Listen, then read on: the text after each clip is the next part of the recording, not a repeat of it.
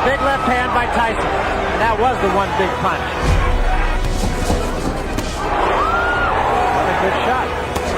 And Tyson with another left hand. A lead-off right. There was a right hand in close by Tyson. Mike Tyson is the only heavyweight out there who says, I can lick any man in the house, and is willing to back it up. Welcome back to the Big Fight Recap here on BLTV Classic. What's completed my mind is winning this title, going there and kicking ass. Today's video marks a significant milestone in Tyson's career where everything was on the line. When two undefeated world champions met with a combined record of 64 wins and 0 defeats. One of the highest combined fighter statistics in heavyweight history. Tony Tucker's around 6'5", 6'6", good boxer, good puncher, very experienced. Tyson was at the peak of his powers during this period, steamrolling world champions like they were journeyman fodder stepping in for a quick paycheck.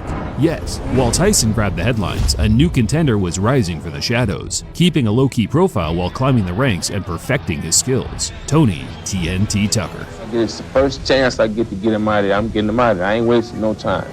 Tyson was a realist and dismissed any claims of Tucker being an easy touch. He knew that a 6'5", undefeated world champion with fundamentally perfect technique would enter the ring with confidence to the likes of which he's never faced in the opposing corner.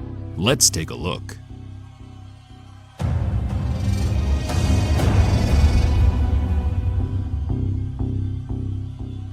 Joe Frazier, 26-0. Muhammad Ali, 31-0. March 8, 1971 marked the first time in the modern boxing era that two undefeated heavyweights met in a championship fight. Frazier's coming in wide open. Wide open.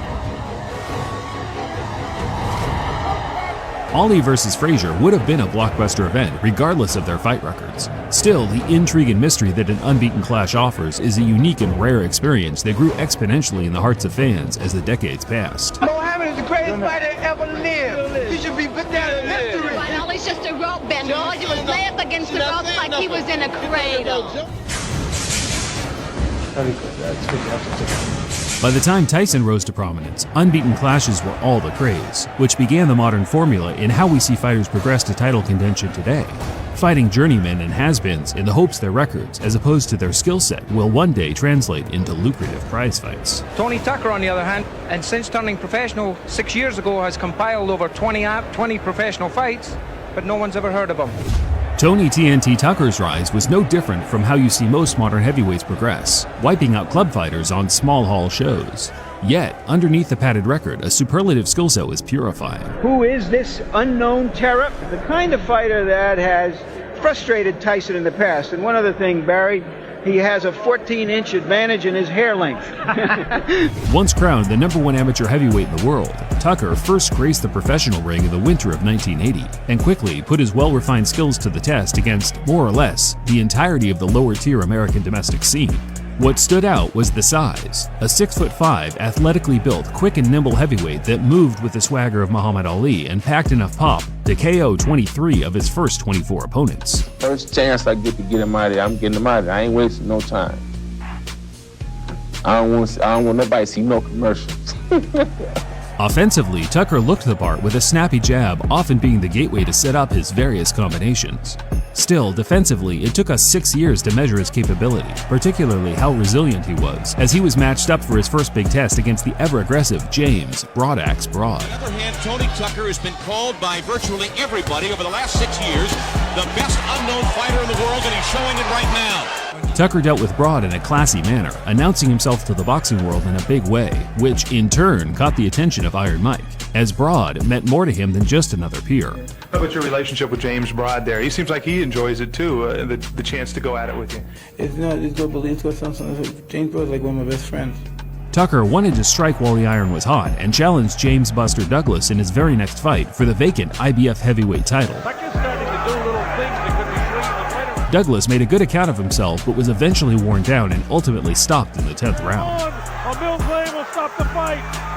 That's it. It's all over. With an unbeaten record of 34-0, a world title belt around his waist, Tucker's confidence was through the roof. The only fight he wanted was for all the marbles. An undisputed showdown with the WBA and WBC champion, Mike Mike Tyson.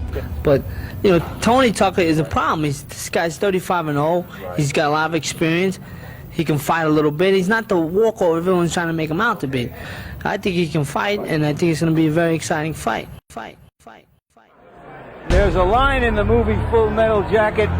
You can talk the talk, can you walk the walk? Tyson met Tucker on August 1st, 1987, at the Hilton Resort in Las Vegas. Tucker seemed loose and relaxed during the introductions, with the aura of a man confident in showing the world what TNT was all about. He needs to tie his man up, try to frustrate Mike Tyson. But is he strong enough to do that? Well, that was a good right hand by Tucker. That might have been the best shot that Mike Tyson has ever taken right there. For the first time in his career, Tyson looked human, as Tucker lured him into a well-timed uppercut that momentarily took his legs away. Tucker said when we talked to him, he said, I'm not worried about what he's going to do to me, I'm worried about what I'm going to do to him. That's confidence. Another right hand. He was an amateur. You know what's happening? Every time Mike reaches in, Tony comes with the right hand. Again, a right hand, but he took a right from Tyson. And another big right by Mike Tyson. Tyson finished the first strong, but Tucker was the clear winner, disrupting Mike's rhythm with his movement and jab. Well, Tony Tucker is a 10-1 underdog. He wasn't 10-1 in that round. He's putting 3-4 punches together. And he's following up with left uppercut, left hook.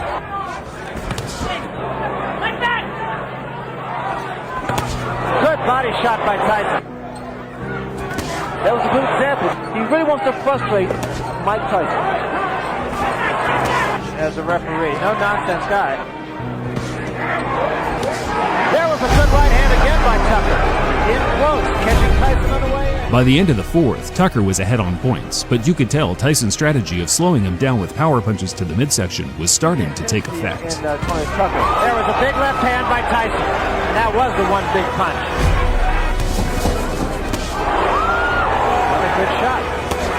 And Tyson with another left hand. A lead off right. There was a right hand in close by Tyson. Change up just a little bit, you understand? More gas, bad intention. Throw the punch with bad intention. Keep on pushing the man off.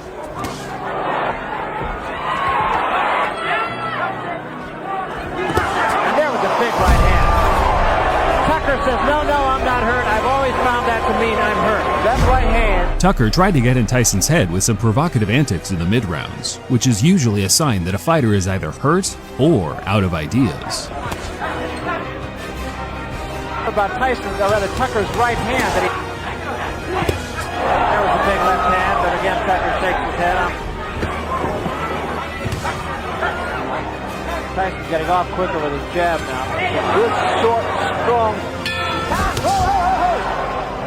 Now it appears the instinct for self-preservation has kicked in.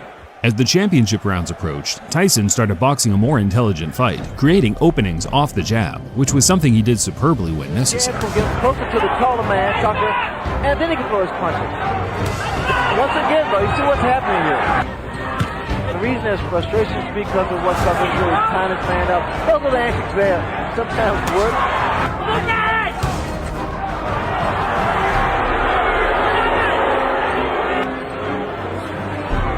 Tucker seems to be fighting the kind of fight that he thinks he's winning. There was a big left hand. Tyson finishing with a flourish. And so is Tucker. It's over. Well, Tony Tucker talked the talk and walked the walk. The final round was close, but a big left hook from Tyson toward the closing seconds was the highlighting moment for the judges. There's an old saying in boxing, you never know how good an unbeaten fighter is. And an unbeaten fighter is hard to beat because he doesn't know that he can be beat. And that's how Tucker fought tonight. Tyson was awarded a close unanimous decision and relayed the fight's difficulty during his post-fight interview. But just wasn't together today, and he was very intimidated, and it was very tough. Was he a better fighter than you thought? It was very hard to tell because he did a great deal of holding. He threw very fast punches. It was true. And he really rocked you in the first round. Yes, he did. He was a very hard puncher. I figured they was going to give it to him anyway, but I still thought I beat him. But that's okay. The world knows Tony Tucker is here. I'm for real. I wouldn't go as far as strength to strength, but Tucker's career certainly remained on an upward trajectory after the